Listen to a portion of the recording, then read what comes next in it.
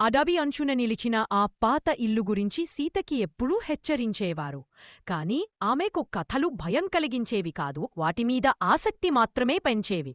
ఒకరోజు ఆమె ధైర్యం చేసి ఆ ఇంటి ద్వారం దాటింది. అటపై గది తలుపు కిర్రుమని తెరుచుకున్నప్పుడు ఒక చల్లని గాలి వీచింది. అక్కడ ఒక తెల్లటి పారదర్శకమైన రూపం తేలుతూ ఉంది. కాని అది భయంకరంగా లేదు, దాని కల్లో బాధ కనిపించింది. నా పేరు నాకు గుర్తులేదు అని ఆ దయ్యం మృదువుగా అన్నది. సీతకు అర్థమైంది, ఈ దయ్యం ఎవరినో హడలించడానికి వచ్చింది కాదు, దాని జ్ఞాపకాల కోసం శోధిస్తున్నది. సీత దానికి సహాయం చేసింది. ఒక పాత ఫోటోలో దాని కుటుంబాన్ని గుర్తుపట్టింది. తెల్లవారుతుండగా ఆ దయ్యం చిరునవ్వుతో ధన్యవాదాలు సీత అని బంగారు కాంతిగా మాయమైపోయింది. ఇంటి చలి అదృశ్యమైంది. సీత బయటకు వచ్చింది. తన హృదయంలో ఓ శాంతి నిండింది.